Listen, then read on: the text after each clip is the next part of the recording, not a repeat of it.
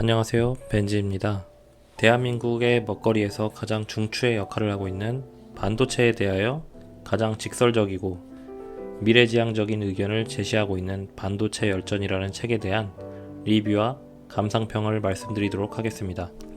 1983년부터 반도체를 자체 기술로 본격 개발하기 시작하여 현재 세계 1위의 메모리 공급국으로 발돋움하였습니다. 이처럼 우리 반도체가 단기간에 선진국을 따라잡을 수 있었던 요인은 다음 세 가지로 요약할 수 있습니다. 첫째는 반도체 품목 중에서 시장 규모가 크고 성장성이 높으며 대량 생산에 장점이 있는 메모리 분야를 기업의 전략 목표로 하여 선택과 집중을 추진했기 때문이고요. 둘째는 연구 개발에서 상호 협력 체제를 구축했는데 정부의 적극적인 지원과 기업들의 혼연일치된 공동 연구를 통해서 선진국의 기술을 따라잡았다는 것입니다. 셋째는 생산 및 판매에서는 업체들이 치열한 경쟁 체제로 돌입하였는데 각 업체들이 시장을 선점하기 위해 과감한 설비 투자와 판매망 확충에 경쟁적으로 단행을 했다는 점입니다. 위와 같이 국내 기업들은 상호 간에 긴밀히 협력하기도 하고 또한 치열한 경쟁을 함으로써 결과적으로 선진국 대열에 우뚝 서게 되었는데요. 자원이 부족한 대한민국에서는 반도체 산업 육성을 통해서 수출 경쟁력을 유지하는 것은 너무나 당연한 일이 되었다고 볼 수 있습니다. 이 책은 반도체 전문가이자 한국 벤처 투자 대표이사를 맡고 있는 유웅환 작가가 한국 산업의 과거와 현 주소, 앞으로 나아가야 갈 방향까지 총정리를 하였고 산업 강대국들이 패권 다툼을 벌이는 열전이자 스스로 반도체 열사임을 자부하는 자신의 기록을 담은 열전이라고 작가 스스로 평가하고 있습니다. 개인적으로 반도체 계열에 어찌 보면 한 발을 걸치고 있는 대한민국의 공학 박사로서 이 책을 통해 우리나라 산업의 장단점과 나아가야 할 방향에 대해 간접적으로나마 알게 되어 좋은 기회였다고 생각이 듭니다.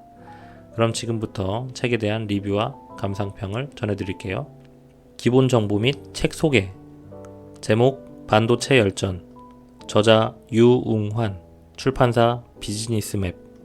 책 소개.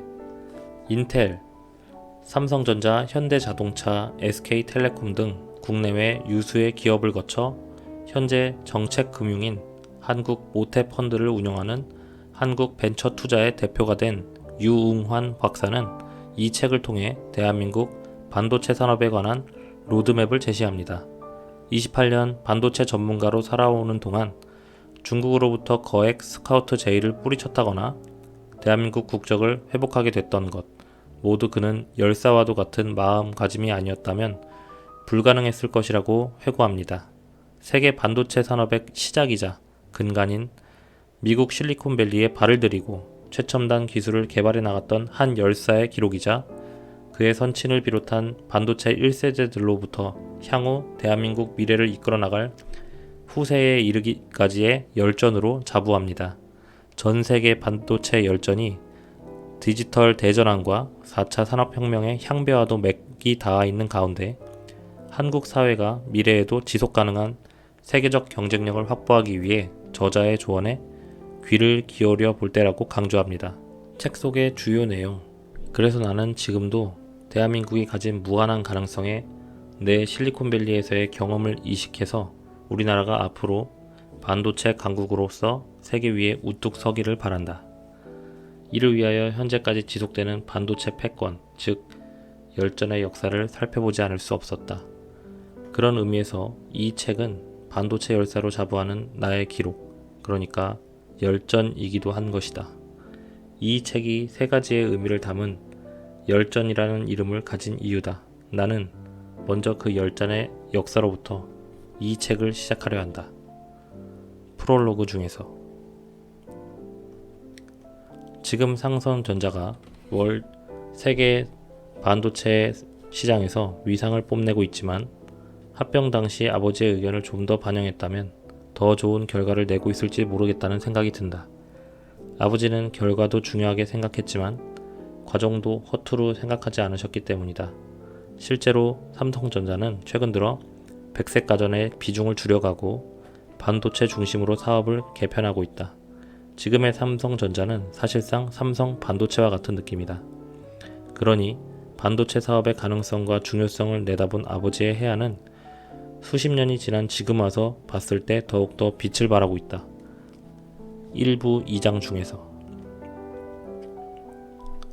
초연결 시대에는 방대한 양의 정보와 지식 등이 생산되고 교환되면서 수많은 사업적 기회가 창출된다.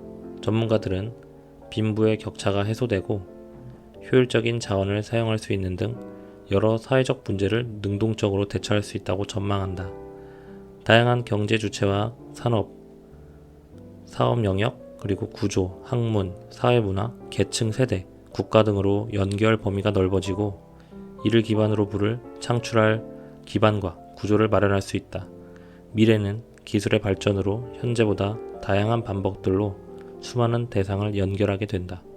2부 1장 중에서 그래서 나의 꿈을 가다듬는 것이 중요하다.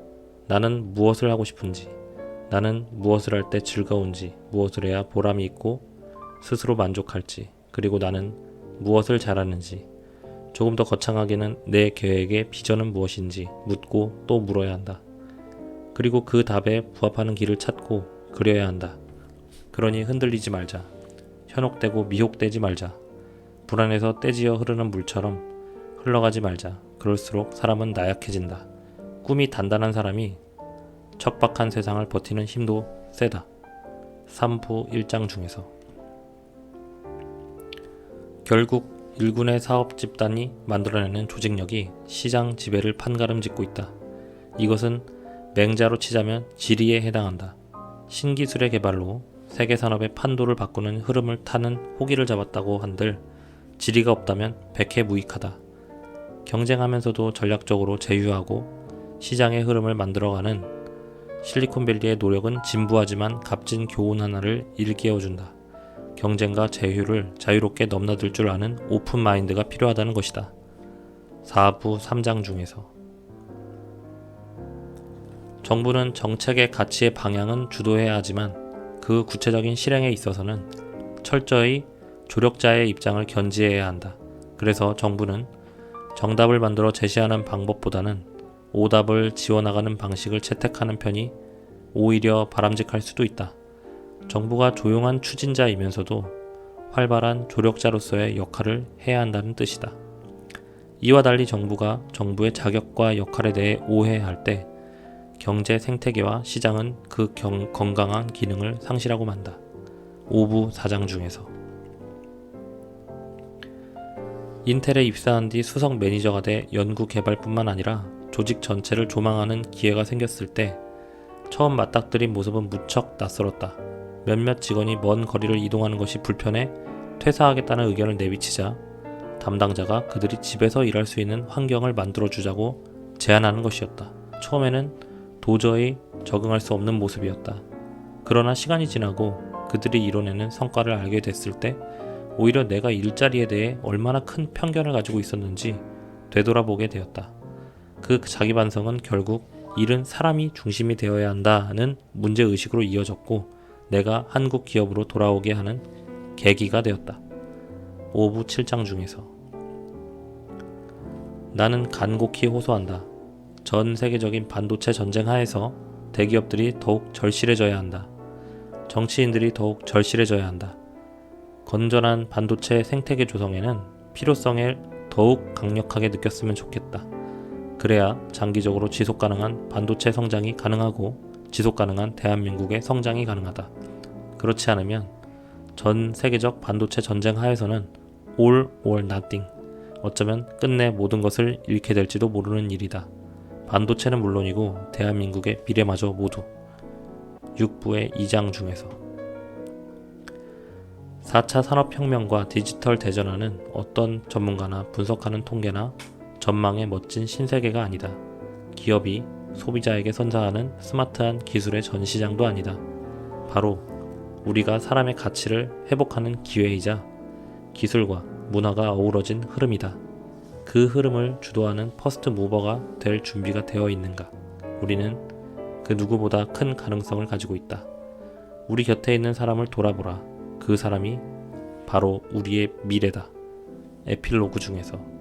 감상평. 유응환 저자는 그 이력만 보더라도 얼마나 반도체 분야의 전문가인지 알 수 있었고, 이 책에서 그가 말하고자 하는 내용들이 얼마나 신뢰성이 있고 현실적인 조언인지 단번에 알 수 있었습니다.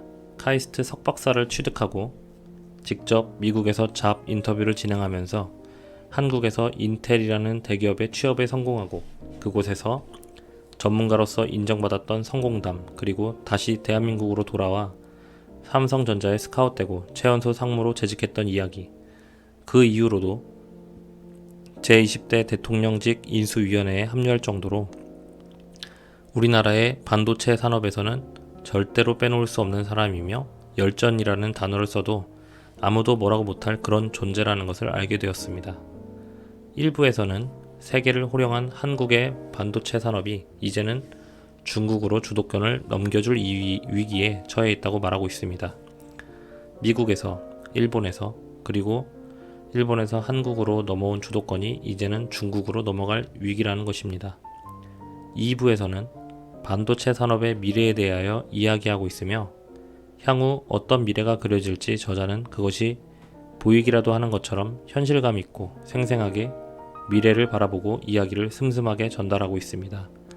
3부에서는 반도체 열전, 저자가 28년간 지나왔던 전문가의 발자취 중에 석박사를 졸업하고 미국의 실리콘밸리에서 아무것도 없이 맨 땅에서 도전하고 성공을 하게 되는 과정을 생동감 있게 전해주고 있습니다. 그의 투지와 도전 정신에 박수를 보내고 싶습니다. 4부에서는 실리콘밸리에서 바라본 문화, 그리고 기업의 성공 동력에 대하여 저자가 파악했던 내용들을 서슴없이 정리해 두었습니다. 경쟁의 기본을 알리는 파괴, 모방, 창조인 것에서 출발해서 실리콘밸리의 무한 동력이 사실은 실패와 도전에서 나온다는 사실을 저자는 현장에서 느끼고 배웠습니다. 5부에서는 대한민국의 미래와 가장 가까운 4차 산업혁명, 초지능 시대에 대하여 우리가 걸어가야 하는 길에 대해 조언을 하고 있으며 어떠한 변화가 필요한지 제안합니다. 6부에서는 드디어 그가 걸어왔던 반도체 전문가로서의 외길 끝에서 대한민국의 정책을 제안하며 어떻게 이 위기를 헤쳐나갈 수 있는지, 위기에 대비하는지에 대하여 조언합니다. 아버지에게 영향을 많이 받았던 저자는 그의 아버지가 예견하셨던 미국의 금융위기를 시작으로 아직은 다가오지 않은 더 먼 미래의 중국 분열, 그리고 한반도 통일이 대한민국의 최대 기회가 될 것이라고 이야기합니다. 저는 책을 읽다 보면 느껴지는 우리나라가 처한 현실이 많이 안타깝고 속상하기는 했지만, 가장 마지막 부분에서 조금은 앞으로 나아갈 수 있는 희망의 끈이 보인다고 생각이 들었습니다. 이 분야에서 강국이라고 평가하지만 그 현장에 일하는 사람이 보기에는 굉장히 처절하고 취약한 경쟁력을 지닌 우리나라 산업구조, 많은 사람들이 이 책을 읽고 그의 제안을 서슴없이 고려하고 판단하고 정책으로 바꾸어 나갔으면 하는 바람이 있습니다. 감사합니다.